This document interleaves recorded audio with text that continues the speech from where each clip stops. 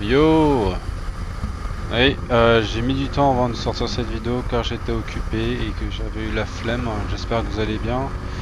Quoi dire?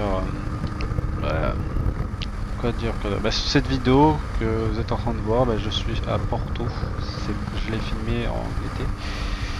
Et je suis en direction de Porto, dans des montagnes, pas mal de côtes.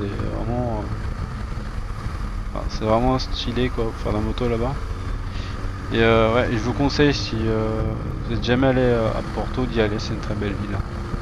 Alors que dire sur cette moto, arrivé aux 30 000 km, écoutez, j'en suis content quoi. J'ai eu pas mal de péripéties, de périples en cours de mes années, kilomètres.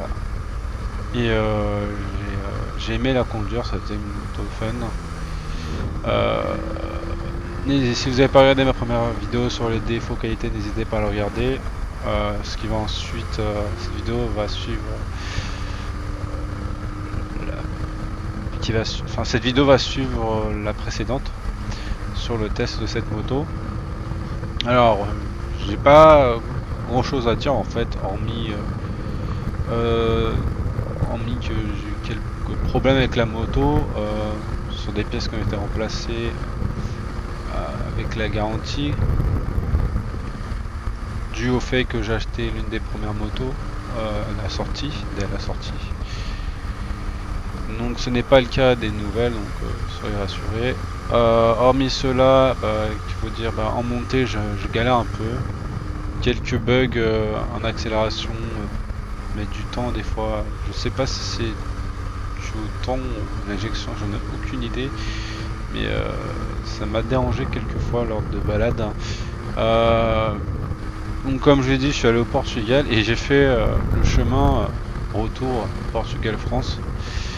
J'en ai eu pour 20 heures, presque une journée. Ah, un jour quoi, de conduite quasiment. J'ai fait presque de l'autoroute. J'ai pu tester la moto jusqu'à 115 degrés. Je suis allé quasiment à haute vitesse quoi. Et la moto elle a résisté. Bon, bien évidemment avec la température qui était 38 degrés. J'étais en full équipement. Je peux vous dire qu'elle a bien tenu.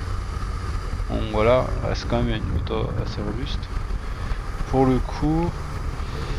Et bon, comme je l'ai dit, avec le temps, son comportement s'est adapté. Dans l'autre sens, j'avais l'impression qu'elle est devenue plus lourde dans ce court instant où, enfin, dans ce moment où il a fait très chaud. Je crois que c'est dû à l'injection.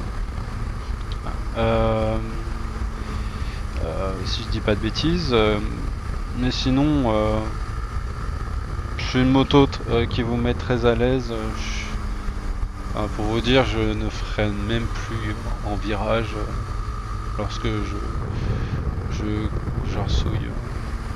J'ai pas besoin, j'ai juste à changer au bon moment la vitesse et le frein moteur fait tout quoi, c'est abusé. Les limites, si je fais une erreur, je la corrige avec mon frein avant. Vous allez me dire ouais mais le frein avant c'est pas dangereux vu que ça redresse la moto. Bah non, ça dépend de comment vous l'utilisez. Si vous l'utilisez doucement, sans trop zapper brusquement, doucement, vous n'avez aucun risque de redresser la moto et de sortir de la courbe. Ça demande de la pratique. Je tiens. Donc voilà. Après, comme j'ai dit dans l'ancienne vidéo, toujours les mêmes défauts, problème de réglage du phare avant qui éclaire pas très bien, le poids qui est très chiant quoi, manœuvrer à l'arrêt. Et pour rapport puissance n'est pas terrible. Moi après quand tu commences pas du tout exigeant au niveau de cela. Moi pour ma prochaine je serai un peu plus exigeant. Donc, et puis finir seulement je ne pourrais pas m'acheter une baignée parce que ça coûte cher à l'assurance quand vous achetez une moto neuve.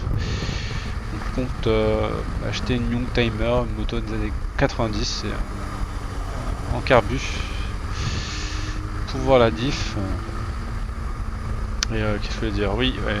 Surtout que les autres Benelli sont tout aussi lourde. Je voulais de base m'acheter la, comment ça s'appelle, la 752, je ne sais plus quoi là. Mais quand j'ai vu le poids, je me suis dit non, je me suis dit laisse tomber quoi. Ça valait pas la peine.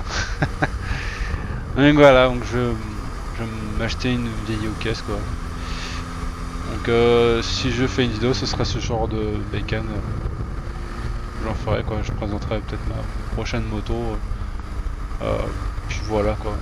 Après, moi personnellement je m'en fiche, je suis pas un vlogueur.